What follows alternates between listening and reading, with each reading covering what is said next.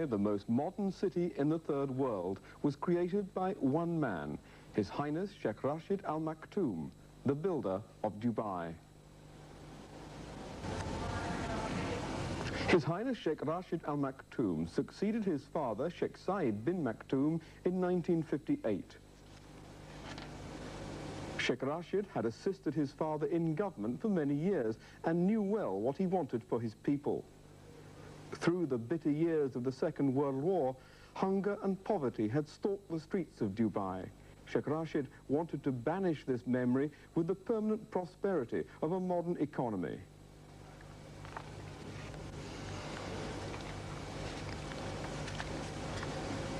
None of the 20,000 people living in Dubai in 1958 could have imagined the extent of their new ruler's vision.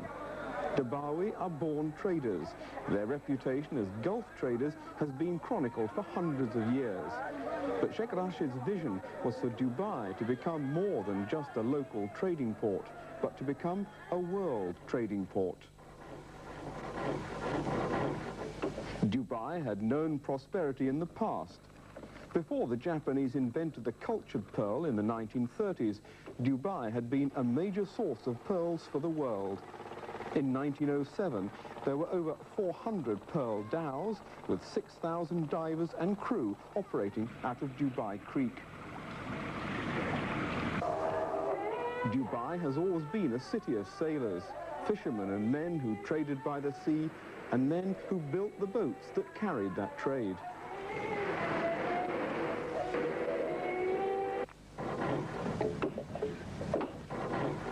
When Sheikh Rashid came to power, he knew that Dubai's future depended on these ancient skills.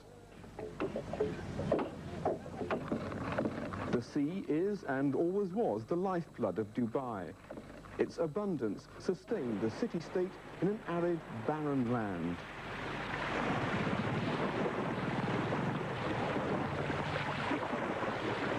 For thousands of years, the men of Dubai have dived for pearls. The pearls are the rich gardens of the Gulf warm seas.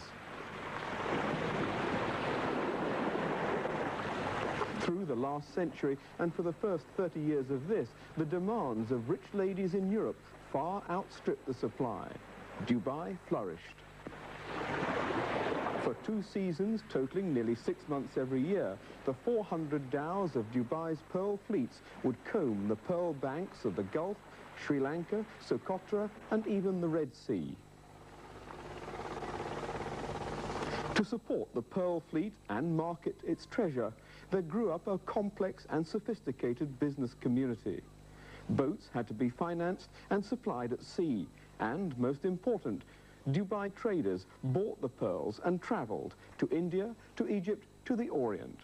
They learnt the languages of commerce, and they brought gold and trading goods back to Dubai. Pearls, the hard-won treasure of the sea, made Dubai a city of merchants. But the city itself, the pearl fleets, and even the traders could not have existed without the safe haven of Dubai's creek. The shallow shores and the sudden shamals that drive unwary captains and their cargoes onto the beaches have always made the Gulf difficult for traders and sailors. But in the 1950s, Dubai's very existence seemed doomed. The creek was silting up. Growing coral reefs had altered the offshore currents. Silt, carried from south to north along Dubai's beaches, was slowly closing the mouth of the creek. In 1955, it was no longer deep enough for the larger dhows to enter. Even cargo lighters had to wait to come in at high tide.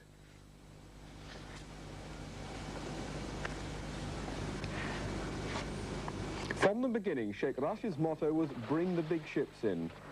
Many experts told him to build jetties out to the deep water and forget the creek.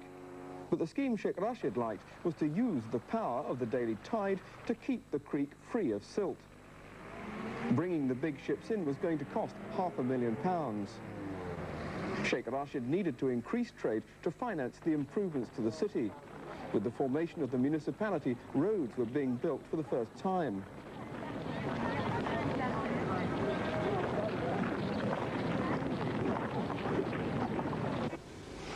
In inland, vast reserves of sweet water were discovered deep underground. Sheikh Rashid ordered that pipelines should bring fresh water into the city.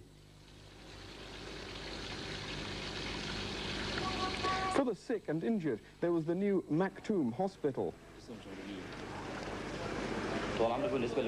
Sheikh Rashid ordered the dredging of the creek to begin.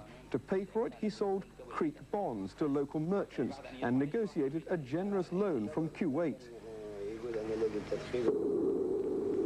The first part of the scheme was to enable the cargo lighters to enter the creek at any tide.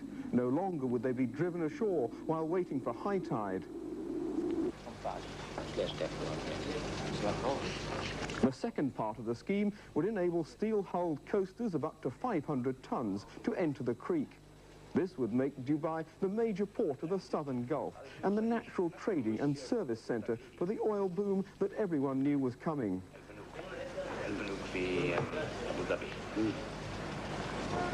The scheme was to deepen and narrow the entrance of the creek and to deepen it inland too, so that at high tide there would be enough water within the creek to scour out the silt as it flowed out with the falling tide.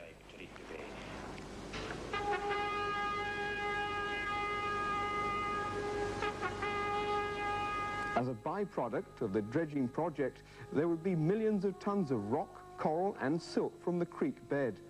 This was to be used for the second part of Sheikh Rashid's grand plan, to reclaim from the sea the land he needed to build a modern city. Some of the new land was to sell for 1,000 times the cost of its reclamation. Sheikh Rashid's business sense became legendary.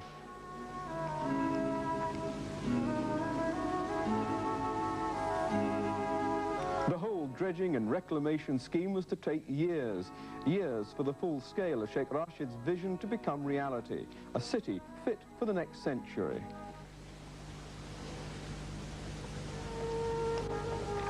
No outsider, no foreigner, no expatriate worker can sense the importance of the creek and marine trade to the people of Dubai.